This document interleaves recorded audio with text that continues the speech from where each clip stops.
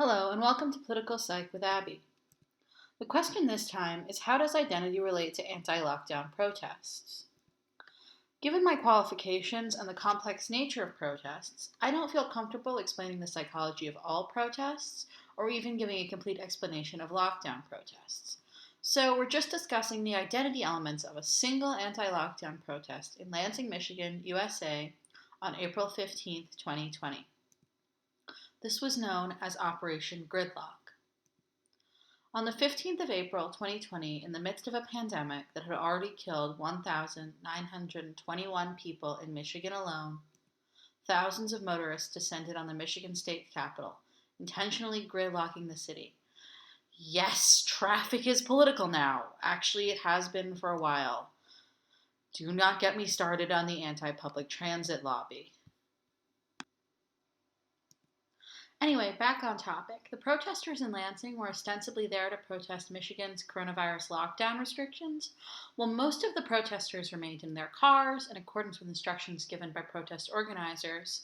A few hundred gathered on the grounds of the State House. Many of them were holding guns.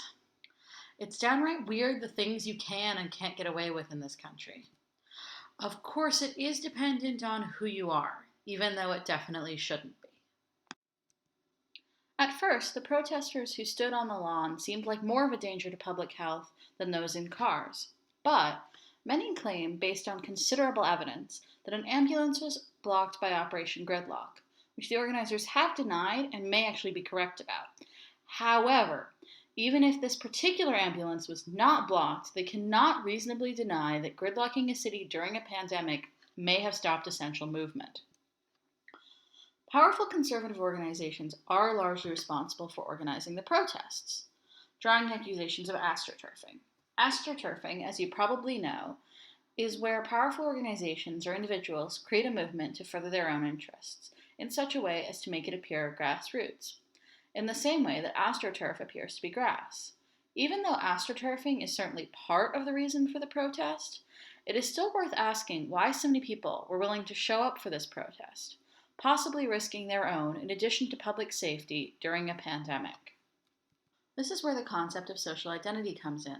Because we cannot treat the protesters as helpless puppets of powerful right-wing interests if we hope to understand them and their motives.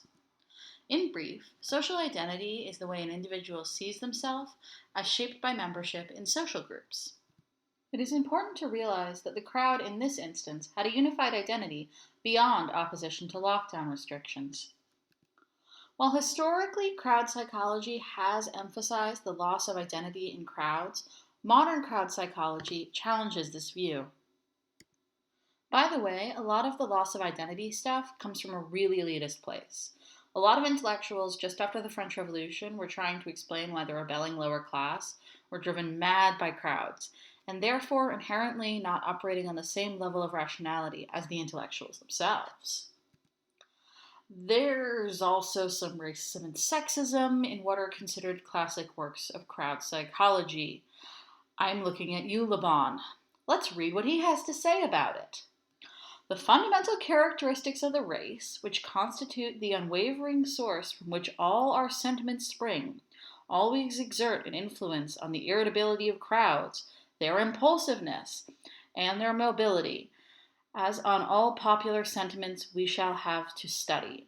All crowds are doubtless always irritable and impulsive, but with great variations of degree. For instance, the difference between the Latin and the Anglo-Saxon crowd is striking. Crowds are everywhere distinguished by feminine characteristics, but Latin crowds are the most feminine of all. Ew, okay then, moving on. The thing to keep in mind is that social science is not immune to the biases of the scientists, and therefore fully capable of propagating bigotry.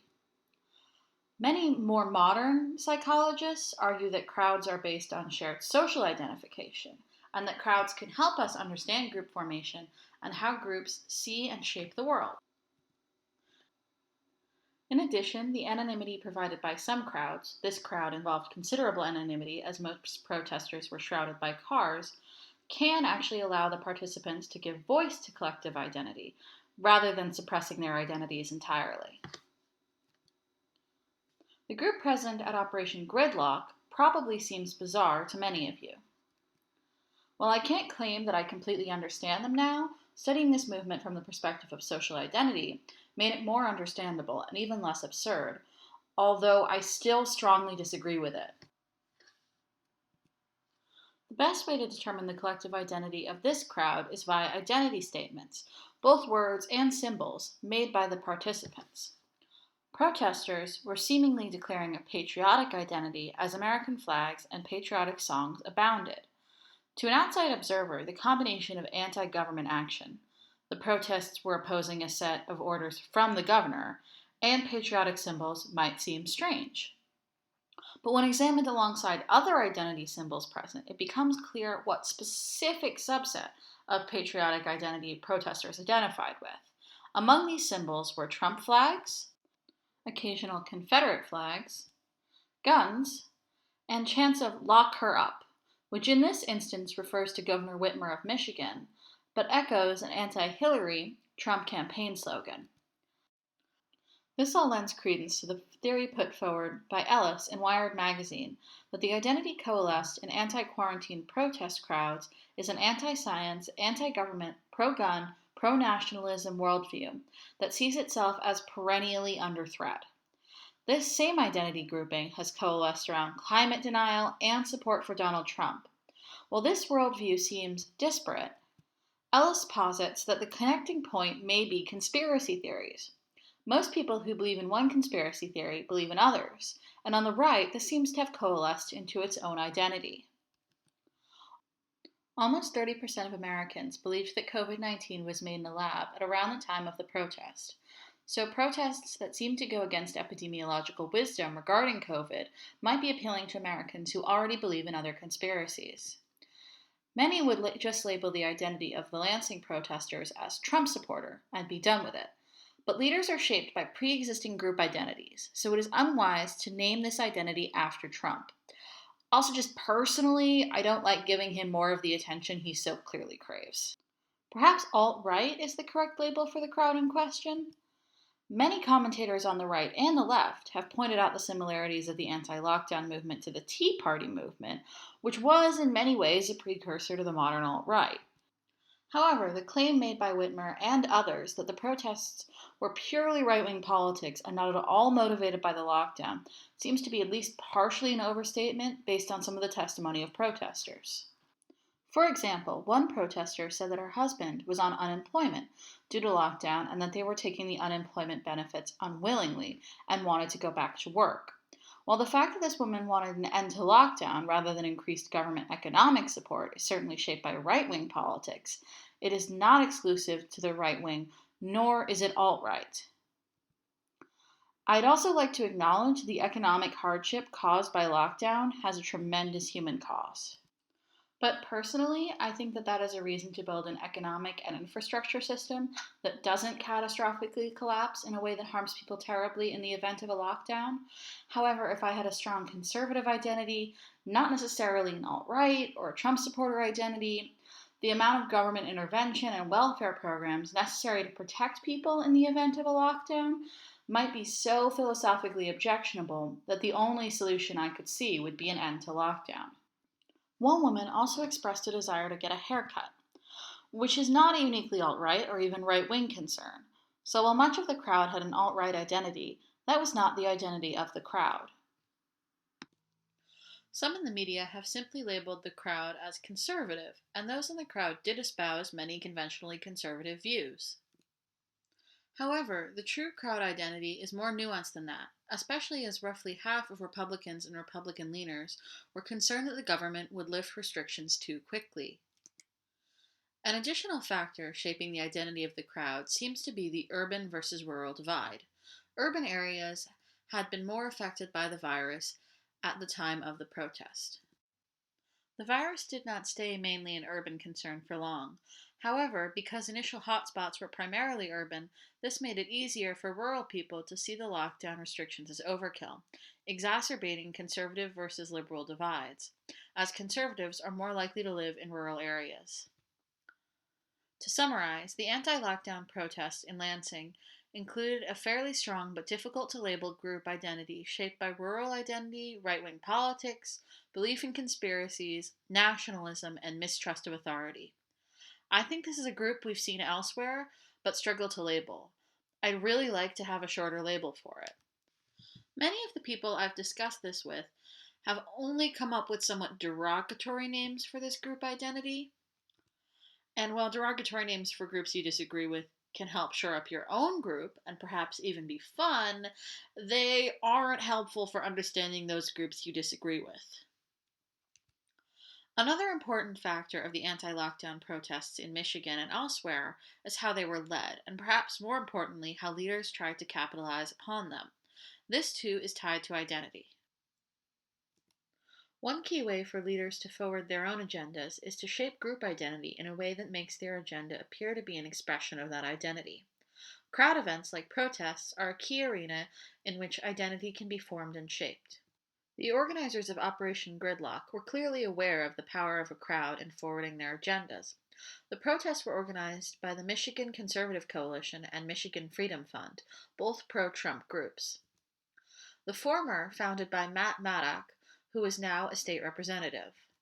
The latter is tied to Trump cabinet member Betsy DeVos. In addition, some of the backing likely came from corporations and individuals who stood to benefit financially from reopening states. Also, many powerful conservatives wanted specifically to target Whitmer as she was at the time considered a likely Democratic candidate for vice president. This suggests that accusations of astroturfing are legitimate. However, social identity projects by leaders are still constrained by social reality.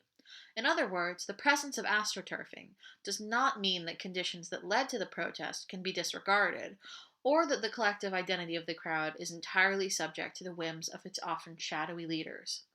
AstroTurf is easier and faster than grass, but it still needs to attach to something, if you'll forgive the overly tortured metaphor. Many prominent conservatives have attempted to tie themselves to the anti-lockdown protests in Michigan and elsewhere. This makes sense, given that effective leaders need to respond to group identity in addition to shaping it. The most high-profile example being Trump's Liberate series of tweets, encouraging an end to lockdown in states with Democratic governors, including Michigan.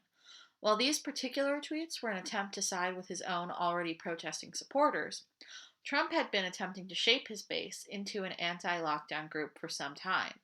This is likely due to the fact that he believes voters angry about a faltering economy could doom his chances for re-election. Many prominent conservatives refuse to wear masks, and some still do, which may be a sort of symbolic solidarity with the anti-lockdown movement. Although Trump has changed tact to become more pro-mask recently, he characterizes it as patriotic, tying it into identity yet again. Despite Trump's partial reversal on the mask issue, Trump and others may be in a sort of loop, where they stoke anti-lockdown sentiment and are stoked by it in turn. As of writing, this has already proven to be dangerous, especially as many new virus hotspots are appearing in rural America, especially in states where Republican governors delayed stay-at-home orders or relaxing restrictions in accordance with Trump's advice. This may not purely be an effect of government policy. It would also be reasonable to think that people like those who gathered for Operation Gridlock might be more likely to engage in behaviors that would spread the virus. But indisputable hard data has yet to emerge.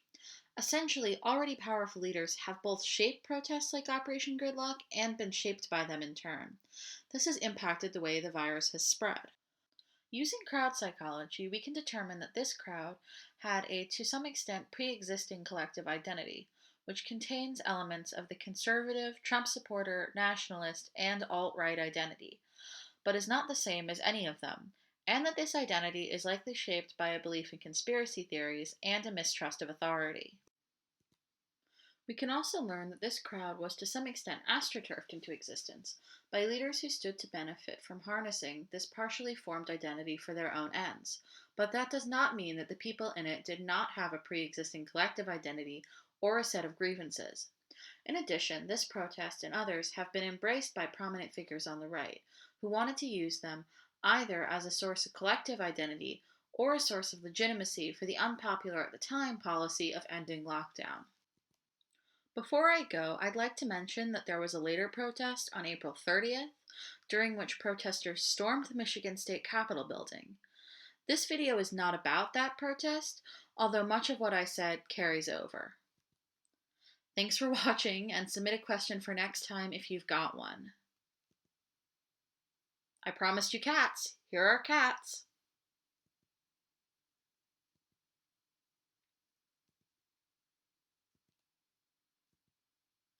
If you like the video, like and subscribe.